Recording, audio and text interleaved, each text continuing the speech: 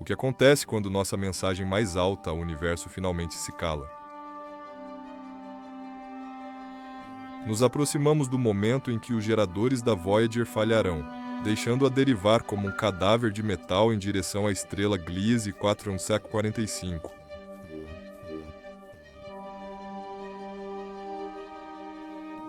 Esta é a história perturbadora de uma espera de 40 mil anos no ambiente mais solitário da existência.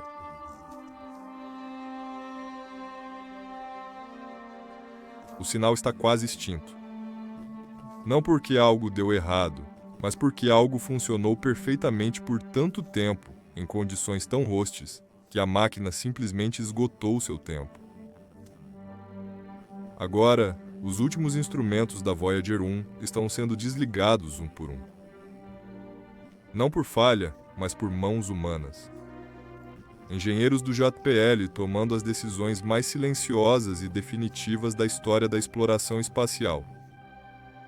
Escolhem o que morre primeiro, para que a última coisa, o transmissor, possa sussurrar um pouco mais. Mas há algo que ninguém menciona. O momento em que o transmissor finalmente se cala não é o fim da história. É o início de uma que dura 40 mil anos. Ao fim deste vídeo, você entenderá por que essa jornada pela escuridão absoluta, em temperaturas próximas ao zero absoluto, rumo a uma estrela que a Voyager jamais alcançará, é uma das coisas mais perturbadoras que a humanidade já colocou em movimento. A máquina já partiu, em todo sentido real. O que estamos prestes a seguir é outra coisa. Um fantasma. Um monumento. Nosso último artefato. Aqui está o primeiro fato que destrói sua noção de escala. A Voyager se move a 61 mil quilômetros por hora. Mais rápido que qualquer objeto humano na história. Rápido o suficiente para cruzar os Estados Unidos em cerca de 4 minutos. Nessa velocidade, parece que deveria estar chegando a algum lugar. Não está chegando a lugar nenhum. Um único ano-luz não há distância até outra estrela. Apenas um ano-luz leva a Voyager aproximadamente 17 mil anos para... A estrela mais próxima em sua trajetória, uma anã vermelha chamada Gliese 445, está a 17,5 anos-luz. Faça o cálculo e chegará a um número que a linguagem mal consegue expressar. 40 mil anos. Esse é o peso disso. Agora compare esse número com este. Toda a história humana registrada, cada império, cada guerra, cada invenção, da escrita cuneiforme à máquina que deriva pelo espaço interestelar, abrange cerca de 5 mil anos. A jornada da Voyager até sua vizinha estelar mais próxima é 8 vezes isso. 8 períodos completos de tudo que a humanidade já realizou. Um após o outro, apenas para alcançar algo que, no fim, vai perder. E os cientistas ainda não sabem com certeza se algo naquele sistema sequer registraria sua chegada. Mas antes do vazio, antes do vácuo verdadeiramente incompreensível, a Voyager precisa atravessar algo mais estranho. Um lugar que a maioria das pessoas nunca considerou, embora pertença tecnicamente ao nosso sistema solar. A nuvem de Oort. Não é um anel, nem um cinturão. É uma camada esférica de detritos congelados ao redor do Sol, como a superfície de uma bolha, estendendo-se por cerca de um ano-luz em todas as direções. Trilhões de núcleos de cometas, alguns do tamanho de montanhas, outros de casas em órbitas tão lentas que uma única volta ao redor do Sol pode levar milhões de anos. É daqui que vêm os cometas de longo período. Objetos que ocasionalmente são empurrados para dentro e caem em direção ao Sol, brilhando brevemente antes de recuar ao escuro por mais um ciclo de 1 milhão de anos. A Voyager levará aproximadamente 300 anos para cruzar esta região. 3 séculos a mais do que os Estados Unidos existem, tempo suficiente para a civilização humana mudar além do reconhecimento várias vezes. E durante todo esse período, a sonda ainda estará tecnicamente dentro da fronteira gravitacional do nosso sistema solar. rodeada pelo material mais antigo e primitivo da formação dos planetas. Mas eis o que já acontece com o casco durante essa travessia, e o que se acelera no vazio além. O espaço não é vazio como uma câmara de vácuo. O meio interestelar contém partículas, grãos de poeira, átomos de hidrogênio e íons, movendo-se a velocidades que tornam a física desconfortável de pensar. Cada grão que atinge o casco de alumínio da Voyager nessas velocidades não deixa um amassado, mas uma microcratera. Ao longo de centenas de anos, essas microcrateras se acumulam. Em milhares, a textura da superfície do casco muda.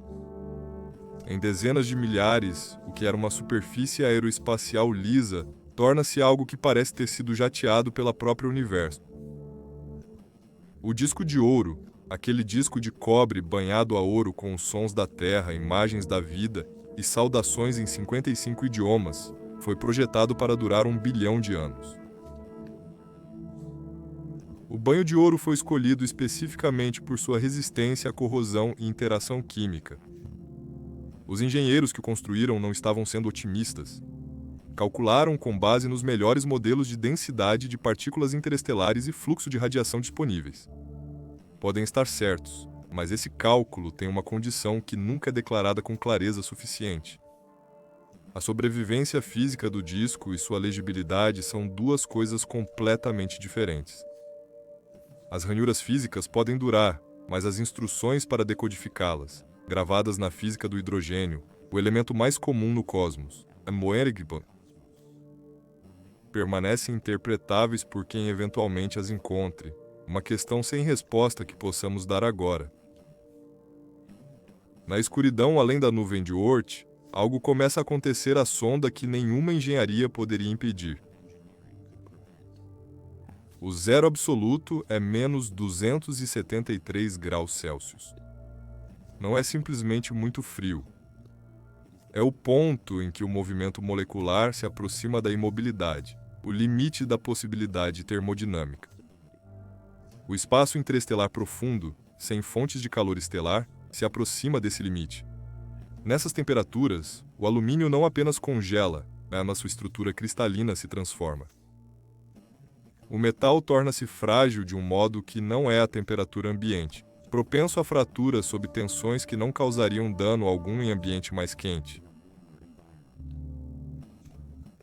Os componentes internos, circuitos, fiação, os ossos mortos de instrumentos silenciosos há milênios, contraem-se e endurecem algo que não é mais a máquina que foi. A Voyager, no ponto médio de sua jornada, não é o objeto que deixou a Terra.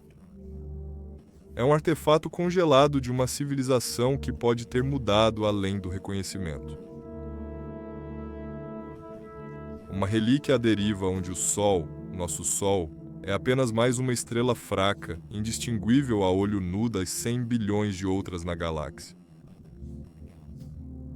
Não mais brilhante, não mais quente, não mais significativo naquela escuridão do que qualquer outro ponto de luz. Não existe analogia para esse tipo de isolamento.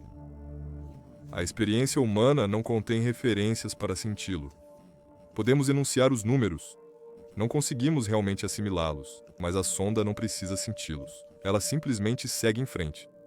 Daqui a 40 mil anos, algo muda pela primeira vez em toda a jornada.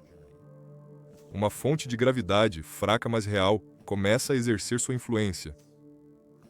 Gliese 445, uma anã vermelha na constelação de Camelopardalis, fria, antiga, irradiando uma fração da energia do nosso Sol, torna-se a presença gravitacional dominante no ambiente local da Voyager. A sonda deriva pelo espaço onde a gravidade foi efetivamente irrelevante por quase toda a travessia. Agora, por um breve momento cósmico, algo puxa.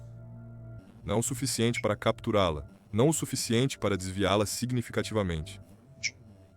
A Voyager fará sua aproximação máxima a 1,6 anos-luz da estrela, quase 15 trilhões de quilômetros, e seguirá adiante para 1,6 anos-luz não é perto. É, em todo sentido prático, ainda um abismo. mas é a maior aproximação que a Voyager terá de qualquer estrela além daquela que deixou. Durante essa aproximação, considere o que terá acontecido na Terra. 40 mil anos são suficientes para as linhas costeiras dos continentes se deslocarem visivelmente. Suficientes para ciclos glaciais começarem e terminarem. Há 40 mil anos, o Homo sapiens dividiu o planeta com ao menos outras 2 espécies humanas. Cada língua, religião, nação e tecnologia atualmente existentes. Tudo isso cabe numa fração desse intervalo. Toda a história registrada é uma fatia estreita em uma das extremidades. O restante é tempo sem registro. Tempo que simplesmente passou. E a Voyager o atravessou. O que nos leva à questão que subjaz a tudo isso. A que os números eventualmente nos forçam a encarar. Buscamos sinais de outras civilizações com grande urgência. Varremos frequências de rádio. Procuramos assinaturas infravermelhas anômalas ao redor de estrelas. Calculamos por quanto tempo a vida inteligente pode sobreviver antes de se destruir. Uma das ansiedades centrais dessa busca é o silêncio. Por que nunca ouvimos nada?